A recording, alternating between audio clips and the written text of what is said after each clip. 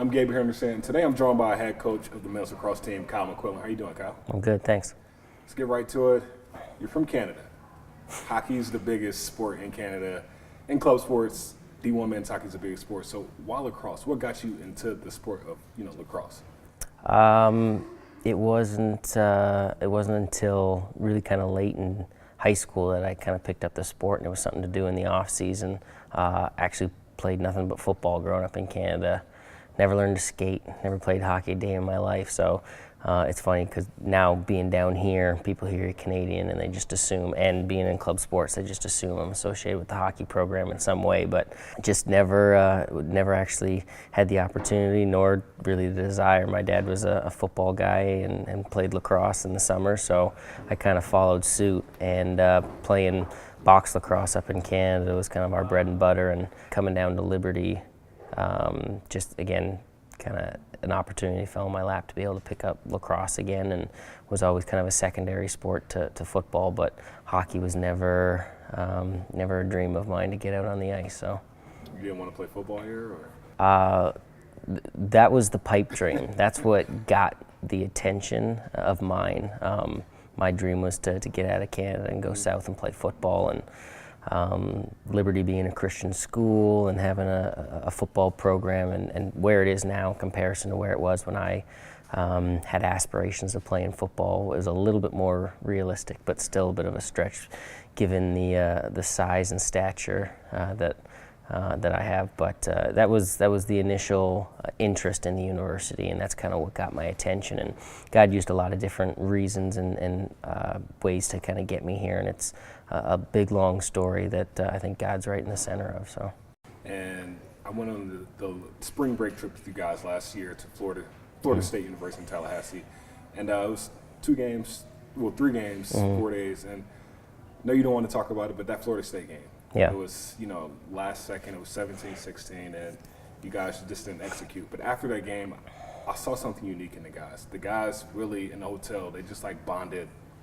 What did you see after that game that helped you guys just grow up as a team? Yeah, I think every team's a little bit different, and some teams just need to kind of get punched in the mouth every once in a while. And for us, it was a good team that we played, and the guys fought hard. I don't think that we played exceptionally well, but it just kind of brought us back down to earth a little bit, and it showed us a team that we knew that we could beat, but if we gave them an opportunity, that they would take it, and that's what Florida State did. And the good news is that's been a rivalry that we've had for the last 3 years. It's been fantastic.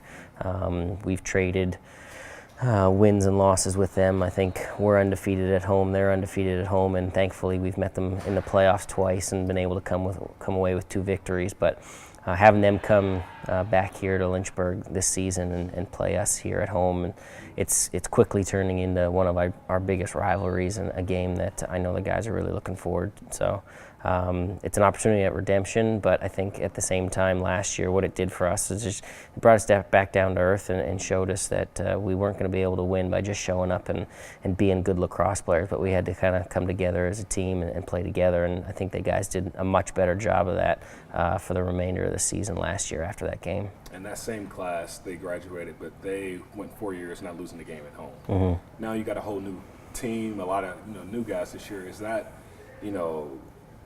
winning at home still the main focus, or is building those guys up one day at a time?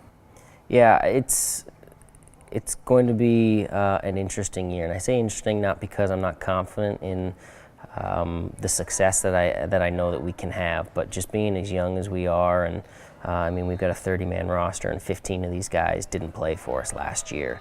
So I think it speaks really well to our future. I think that we've got the most talented freshman class that we've ever had, but just again, at the end of the day, they're just so young. So it's really just going to depend on these guys and how quickly they bond, how quickly they buy in and they get what we're trying to do here. And I think they have, and the fall's been a great opportunity for us to put some of those pieces together. And again, I'm optimistic. The coaching staff is really optimistic about what we can accomplish, but we're just going to have to see, because again, with it being such a young team, it's just going to we're just going to have to see once we get out into the season and start playing some games and see how quickly we come together as a unit.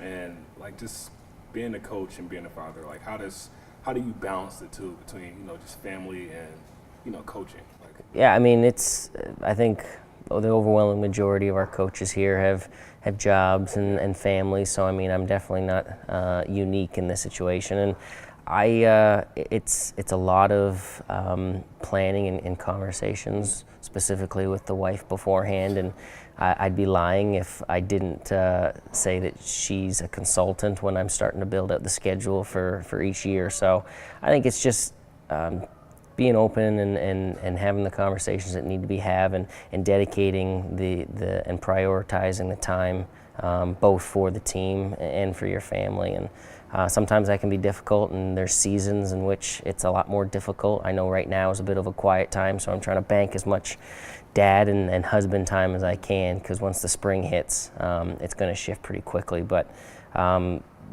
I think anybody who's able to coach and have a family has to have the support of their wife and their spouse and their kids. And I've had that since day one, and it's been really the only reason I've been able to have the success I think that we've been able to have. So good luck the rest of this year. We'll be cheering you on. That's head coach Kyle McQuillan.